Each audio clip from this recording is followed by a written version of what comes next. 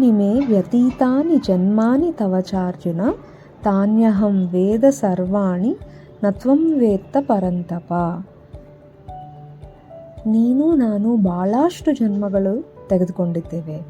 ನನಗೆ ಎಲ್ಲವೂ ಗೊತ್ತು, ನಿನಗೆ ಏನೂ ಗೊತ್ತಿಲ್ಲ ಎಂದು ಶ್ರೀಕೃಷ್ಣರು ಹೇಳುತ್ತಿದ್ದಾರೆ. ನೀನು ಉತ್ತಮ ಯೋಧನು, ಆದರೆ ಏನೂ ಗೊತ್ತಿಲ್ಲ ನಿನಗೆ. ನಾನು ಯೋಧನು, ನಾನು ಯೋಗಿಯೂ ಕೂಡ. ಶ್ರೀಕೃಷ್ಣನು ಒಂದು ಮಹಾನ್ ಯೋಧನು. ಅವನು ಒಬ್ಬನೇ ಎಲ್ಲರನ್ನೂ ಕೂಡ ಸಾಯಿಸ್ಬೋದು, ಆದರೆ ಅವನು ಸಾಯಿಸುವುದಿಲ್ಲ. ಯಾಕಂದರೆ ಬೇರೆಯವರ ಹೋಮ್ವರ್ಕ್ ಅವನು ಮಾಡುವುದಿಲ್ಲ. ನಮ್ಮ ಹೋಮ್ವರ್ಕ್ ನಾವೇ ಮಾಡ್ಕೋಬೇಕು. ಅವರ ಸುದರ್ಶನ ಚಕ್ರವನ್ನು ಬಿಟ್ಟರೆ ಎಲ್ಲ ಕೌರವರು ಒಂದೇ ಸಮ ಸಾಯುತ್ತಾರೆ.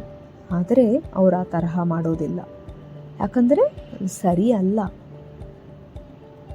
ನನ್ನ ಕೈಯನ್ನು ನಿಮ್ಮ ತಲೆಯ ಮೇಲೆ ಇಟ್ಟರೆ ನಿಮ್ಮ ತಲೆನೋವು ಹೋಗಿಬಿಡುತ್ತದೆ, ನಿಮ್ಮ ಕ್ಯಾನ್ಸರ್ ಸಹ ವಾಸಿ ಆಗಿಬಿಡುತ್ತದೆ. ಆದರೆ ನಾನು ಆ ತರಹ ಮಾಡೋದಿಲ್ಲ. ನಿಮ್ಮ ಹೋಮ್ವರ್ಕ್ ನೀವೇ ಮಾಡಬೇಕು.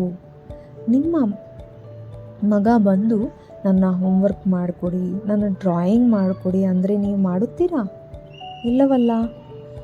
ನಾವು ಬೇರೆಯವರ ಹೋಮ್ವರ್ಕ್ ಎಂದಿಗೂ ಮಾಡೋದಿಲ್ಲ. ನಿಮ್ಮ ತಲೆನೋವು ನಿಮ್ಮ ಮೂಲಕವೇ ಬಂದಿದೆ, ಅದನ್ನು ನೀವೇ ವಾಸಿ ಮಾಡ್ಕೋಬೇಕು. ನಾನು ನಿಮ್ಮ ತಲೆಯ ಮೇಲೆ ಕೈ ಇಟ್ಟರೆ ತಲೆನೋವು ಹೋಗುತ್ತದೆ. ಮತ್ತೆ ಕೆಲವು ದಿನಗಳಾದ ನಂತರ ಮತ್ತೆ ತಲೆನೋವು ಬರುತ್ತೆ, ಮತ್ತೆ ನೀವು ನನ್ನ ಹತ್ರ ಬರುತ್ತೀರಿ. ನಾನು ಮತ್ತೆ ನಿಮ್ಮ ತಲೆನೋವನ್ನು ಹೋಗಲಾಡಿಸಿದರೆ ನೀವು ಮತ್ತೆ ನನ್ನ ಹತ್ತಿರ ಬರುತ್ತಿರುತ್ತೀರಿ. ಅಂದರೆ ನೀವು ನನ್ನ ಮೇಲೆ ಪರಾವಲಂಬಿಯಂತೆ ಆಗುತ್ತೀರಿ. ನನ್ನ ಸಮಯವನ್ನು ನಿಮ್ಮ ಮೇಲೆ ವ್ಯರ್ಥ ಮಾಡುತ್ತೀನಿ, ನೀವು ನಿಮ್ಮ ಸಮಯವನ್ನು ವ್ಯರ್ಥ ಮಾಡುತ್ತೀರಿ.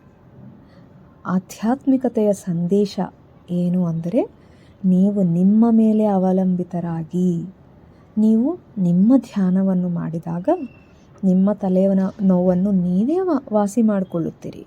ನಿಮ್ಮ ಕ್ಯಾನ್ಸರನ್ನು ನೀವೇ ವಾಸಿ ಮಾಡಿಕೊಳ್ಳುತ್ತೀರಿ. ಧನ್ಯವಾದಗಳು.